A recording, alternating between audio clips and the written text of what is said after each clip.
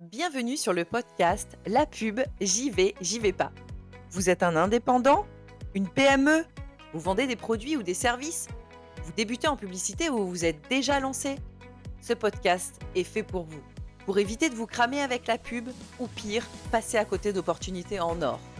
Je suis Nelly Largilière, consultante web marketing et spécialiste Google Ads et tracking. Dans ce podcast, je débunk les croyances, les vérités et les mensonges de la publicité en ligne. Alors, la pub, j'y vais ou j'y vais pas? Et donc du coup, si je reviens au sujet de cet épisode, c'est, la pub, j'y vais ou j'y vais pas si je n'ai pas de tracking? Eh bien, vous l'avez bien compris, pour n'importe quel business en ligne, même si vous êtes en organique, même si vous ne payez pas, pour que les gens viennent sur votre site, le tracking est indispensable. Imaginez maintenant mettre de l'argent dans des plateformes publicitaires comme Google, Meta, TikTok ou LinkedIn et derrière ne pas pouvoir mesurer clairement ce que vous a rapporté cet investissement publicitaire. Vous mettez 1 000 € par mois et à la fin du mois, vous dites: «Je ne sais pas combien de personnes sont venues sur mon site grâce à ces 1 000 €. Je ne sais pas ce qu'ils ont fait sur le site une fois qu'ils sont arrivés». C'est-à-dire que, les plateformes publicitaires, au passage, elles se sont gavées sur vos clics. La personne clique sur une annonce, ah, vous avez payé, hop, c'est bon, vous avez payé. La plateforme, elle est contente, elle a payé. Derrière, elle en a strictement rien à foutre de ce que l'utilisateur va faire sur votre site. Qu'il fasse une conversion ou pas de conversion, Google, Meta, ils se sont gavés au passage, ils sont contents, hein. Ils ont leur blé et vous l'avez plus. Il faut absolument que ces utilisateurs soient convertis, évidemment, en clients derrière. Sinon, vous faites pas de publicité. Vous investissez pas dans la publicité si c'est pas pour récolter des clients derrière. Sans tracking, vous ne pourrez pas savoir si ces 1 000 € ont été investis au bon moment, au bon endroit, sur la bonne audience. Donc en fait, vous allez, balancer l'argent par les fenêtres, ça c'est clair et net et vous pourrez pas, augmenter, l'investissement, sur les bons canaux non plus et c'est quelque chose qu'on voit, assez souvent, malgré tout, hein, c'est qu'on se dit: «Ah mais de toute façon Meta ça marche pas pour moi», ou «Google Ads, c'est trop cher, et de toute façon, moi pour moi ça a jamais marché». Derrière, quand on creuse un petit peu et qu'on cherche les métriques qui font dire ça, et mais en fait on les trouve pas. On ça c'est au doigt mouillé quoi. C'est: «Ah oui, mais non, non, mais moi je crois que, enfin il me semble bien que sur Meta ça a jamais fonctionné». Quelles sont les métriques précises qui permettent de tirer cette conclusion? En fait, hem, c'est vraiment là que tout va se jouer. C'est-à-dire que, sur une intuition, vous pouvez pas réinvestir de l'argent sur une intuition. Si vous investissez plus dans Meta parce que vous avez l'impression que ça marche mieux, mais qu'en fait, quand vous creusez un peu les chiffres, c'est Google Ads qui vous rapporte le plus, vous allez potentiellement griller énormément d'argent dans la mauvaise plateforme. Quelques petites astuces maintenant aussi, sur cette bannière cookie. Comment on fait pour optimiser, les gens qui acceptent d'être suivis? Parce que, au final, on est là pour faire du marketing, hein. On est là pour faire de la publicité, donc pour vendre des choses.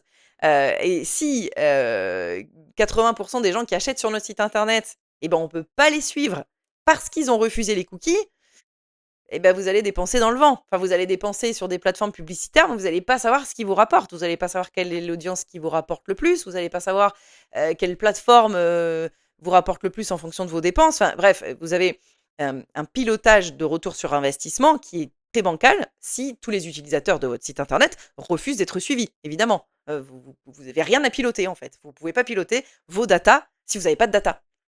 Donc comment on fait ça? Eh ben, il y a des petites astuces. Vous pouvez par exemple, hem, coller la bannière cookie, c'est-à-dire que la navigation sur le site est impossible avant que les gens aient fait un choix. On arrive sur le site, vous savez, c'est grisé des fois derrière, vous avez la bannière cookie qui est en plein milieu de l'écran ou même en bas, mais en tout cas le site est bloqué. Vous êtes obligé d'interagir avec cette bannière cookie avant de pouvoir naviguer dans le site. Ça a quoi comme intérêt ça? Ça a l'intérêt d'obliger l'utilisateur à faire un choix. Parce que absence de choix, ça veut dire pas de suivi. Ça veut dire je refuse. Vous avez, des bannières cookies, vous avez, l'obligation donc de mettre, j'accepte, je refuse. Ça, c'est les 2 boutons obligatoires et parfois, vous avez des bannières cookies, notamment celles qui sont développées en interne et qui sont pas des CMP officielles, vous avez des petites croix. il clique sur la petite croix, donc il a fermé la bannière cookie, mais il n'a pas ni accepté ni refusé. Le bouton accepter, refuser, ils sont obligatoires sur la CMP. Si vous voulez mettre une croix, vous pouvez, mais ça veut dire refus. La croix veut dire refus. Donc en fait, vous lui proposez de tout refuser, vous lui proposez une croix qui fait tout refuser, donc vous en avez deux, et une qui propose d'accepter. Donc c'est dommage. Il vaut mieux mettre j'accepte, je refuse, et c'est tout. Pas de croix. OK?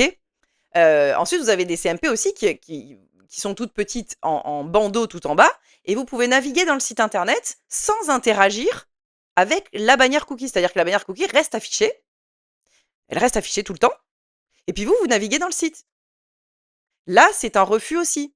Donc rassurez-vous, si vous n'avez pas encore de site internet, ou si votre site internet est tout pourri et que vous voulez le refaire, si votre site internet est trop vieux, si votre site internet ne donne pas le message que vous voulez véhiculer à un instant T, ne vous inquiétez pas, vous pouvez tout à fait faire de la publicité, et c'est même recommandé de faire de la publicité pendant ce temps-là pour que les gens continuent d'acheter vos produits et qui finalement aillent moins sur le site que vous voulez pas qu'ils voient.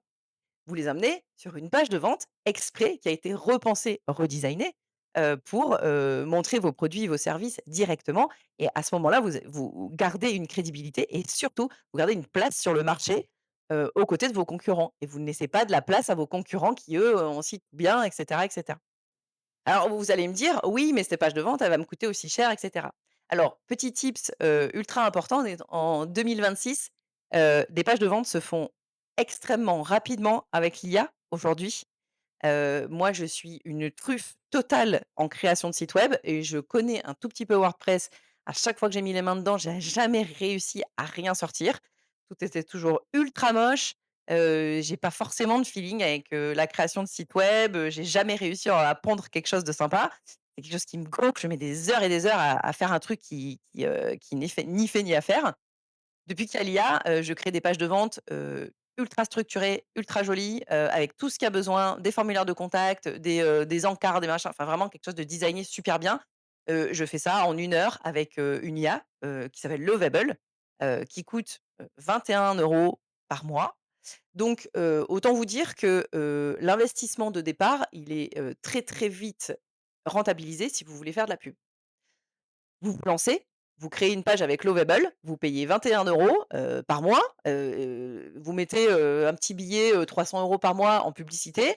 Si vous n'arrivez pas à rentabiliser, sur, 2 ou 3 mois cet investissement publicitaire et site internet, c'est que vous avez un problème d'offre, mais c'est pas un problème de site web. Et en fait, c'est comme ça que va se créer, en fait, une annonce publicitaire et une page de vente. C'est vous commencez la page de vente, surtout pas par dire: «Nous sommes les meilleurs depuis 1970», parce que tout le monde est les meilleurs depuis 1970, c'est pas le problème, hein. Mais par contre, vous allez commencer par dire, heu: «Arrêtez d'être énervé le matin. Stop. Vous pouvez plus vivre comme ça». Là, vous vous dites: «Waouh, mais c'est fort quand même comme truc». Oui, c'est fort, mais vous vous adressez à une douleur qui est forte aussi, à une douleur que beaucoup de Français, finalement, ressentent tous les matins. Et là, vous allez commencer par ça, évoquer les problèmes. Vous avez compris le problème, ensuite vous appuyez sur la douleur, et ensuite vous donnez les solutions. Et ensuite, tout en bas, vous expliquez qui vous êtes. Et là, vous avez mis en avant les techniques de copywriting spécifiques et parfaites pour vendre vos produits, vos services en ligne. Mon but ici n'est pas de vous faire une formation en copywriting, hein, sinon la vidéo ferait 10 heures, même 25. Vous avez des formations en ligne qui sont très bien pour ça. Mon but est de vous dire ici, attention, est-ce que vous avez du copywriting? Est-ce que la personne qui s'occupe de vos campagnes en ligne, Meta, Google ou même LinkedIn, est-ce qu'elle m'a parlé à un moment donné de copywriting? Est-ce qu'elle a mis en place du copywriting? Est-ce que c'est mon gestionnaire du compte, celui qui gère mes campagnes, qui crée lui-même, enfin qui utilise le copywriting pour créer mes pages de vente et mes annonces? Ou est-ce qu'il travaille en collaboration avec un copywriter? Ce qui est tout à fait possible aussi. Donc posez-vous cette question. Est-ce que j'ai déjà entendu ce mot-là, copywriting? Parce que si peut-être que vous mettez de l'argent tous les mois dans des plateformes publicitaires, que vous payez quelqu'un pour le faire, mais que vous avez jamais entendu parler de copywriting. Posez-vous la question, allez lire vos pages de vente. Imaginez, vous êtes un être humain vous aussi, donc regardez vos pages de vente. Les gens, ils cliquent sur votre annonce, ils arrivent sur telle page. Est-ce que ça vous parle? Est-ce que ça vous donne envie d'acheter, en fait?